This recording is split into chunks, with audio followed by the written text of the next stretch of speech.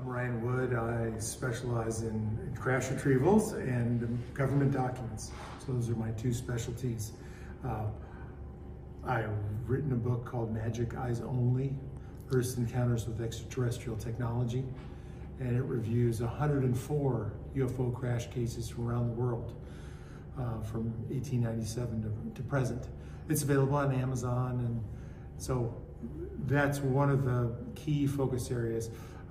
I've studied the majestic documents and the leaked documents that have come out over the past 18 years, really from 1984 to the 2000. That's the majority of the paper trove of information that's come out related to the majestic documents.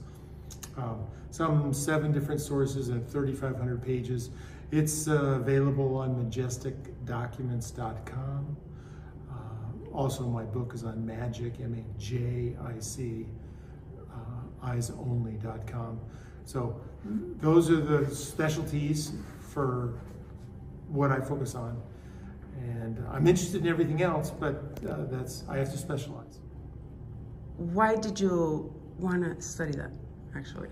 Research that? So I wanted to study things that were important to me. I mean, I had gone to the Mutual UFO Network meetings and conferences and concluded that they didn't talk about the things that I wanted to talk about. So I focused on, well, I'm going to start my own conference and focus on crash retrievals.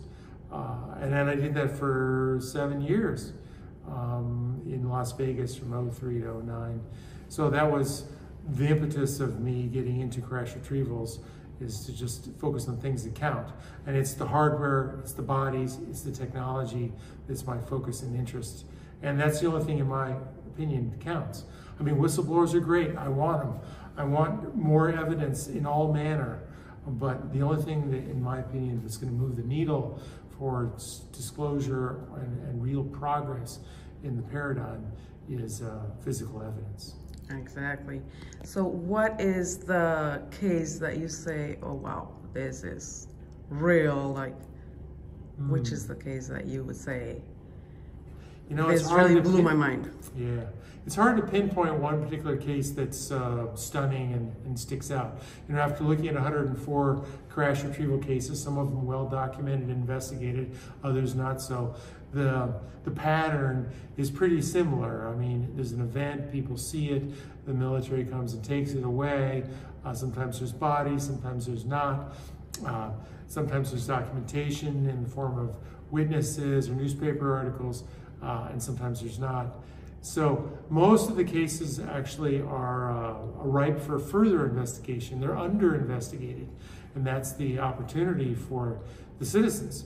I mean, I think that we're aware of only a couple cases in Mexico where there's crash retrievals. I suspect that there's probably triple that number, and nobody knows about them.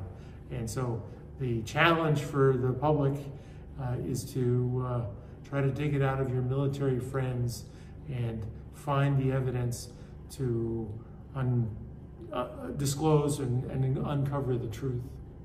Any Mexican cases that you've worked on or read?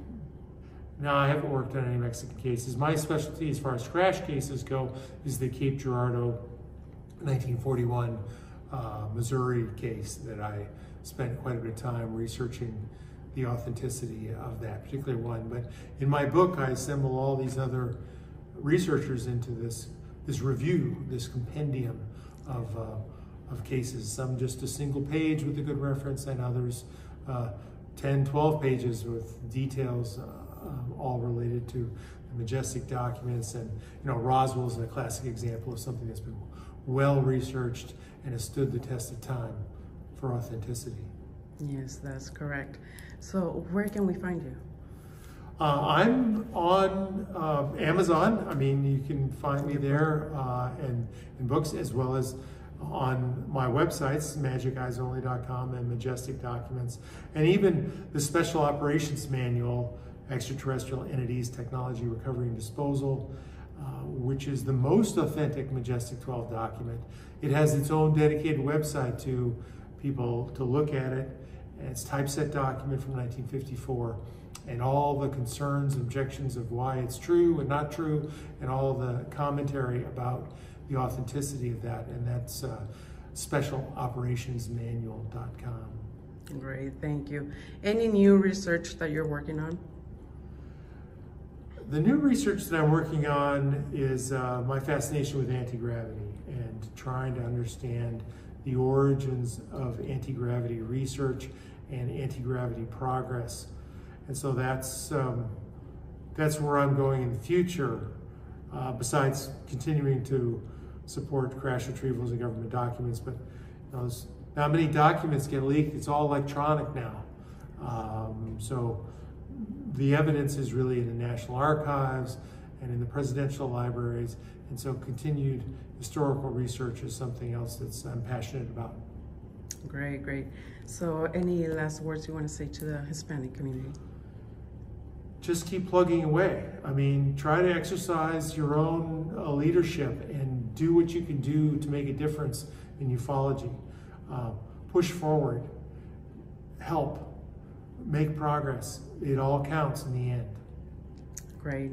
Thank you, Ryan. Thank you for giving us this interview. Thank you so much. Thanks.